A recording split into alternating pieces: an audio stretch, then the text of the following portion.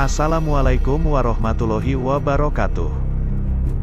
Halo sahabat motivasi Islam, tahukah Anda bahwa ada kisah seorang pria buta yang selalu diantarkan iblis saat pergi sholat berjemaah di masjid? Padahal setan adalah musuh nyata manusia. Dia adalah salah seorang sahabat Nabi Muhammad, yakni Abdullah bin Umar bin Syuraih. Karena Abdullah bin Umar bin Syuraih buta sejak lahir, banyak orang memanggilnya dengan nama Abdullah bin Umi Maktum. Abdullah bin Umar bin Syuraih tergolong sebagai pemeluk agama Islam golongan pertama, sehingga dia sering menanggung siksaan dari kaum kafir Quraisy. Namun karena keimanannya yang kuat dan kecintaan kepada Allah begitu besar, dia tidak pernah menyerah meskipun siksaannya sangat sadis. Di balik kebutaannya, Abdullah bin Umar bin Syuraih tetap rajin memanfaatkan waktunya untuk belajar Islam. Meskipun dia buta, Abdullah tidak pernah meninggalkan sholat berjamaah di masjid. Pada suatu waktu, Abdullah bin Umar bin Syuraih datang menemui Rasulullah. Ia bermaksud minta izin tidak menghadiri sholat berjamaah karena tidak ada yang menuntunnya ke masjid. "Wahai Rasulullah, bolehkah saya meminta keringanan untuk tidak mengikuti berjamaah sholat subuh?" kata Abdullah. "Apakah engkau mendengar azan?" tanya Rasulullah. "Iya," jawab Abdullah.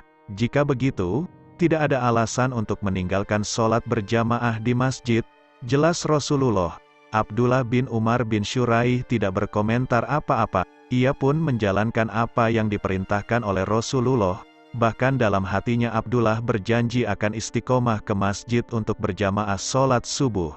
Namun beberapa saat setelah Abdullah menuju ke masjid, ia tersandung batu. Ia jatuh tersungkur dan kepalanya terkena batu. Darah pun mengalir. Abdullah bin Umar bin Syuraih mengusap darahnya dan melanjutkan perjalanan menuju masjid. Perih akibat luka tidak jadi halangan untuk sholat berjamaah di masjid. "Hai paman, engkau hendak kemana?" tiba-tiba ada seseorang menyapanya. "Aku hendak ke masjid," kata Abdullah singkat. "Maukah kau aku hantar paman?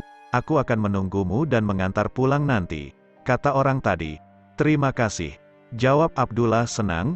Abdullah bin Umar bin Syuraih bersyukur karena Allah mengirimkan penolong baginya. Sebab tidak hanya hari itu saja orang tersebut menuntunnya ke masjid. Setiap hari orang itu menuntut Abdullah, bahkan dia menunggui Abdullah dengan sabar hingga selesai sholat, lalu menuntunnya pulang.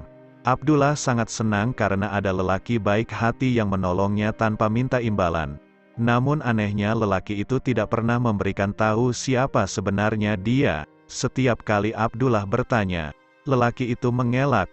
Hingga suatu hari Abdullah bin Umar bin Syuraih benar-benar ingin tahu siapa yang menuntunnya. "Siapakah namamu wahai Fulan?" tanya Abdullah.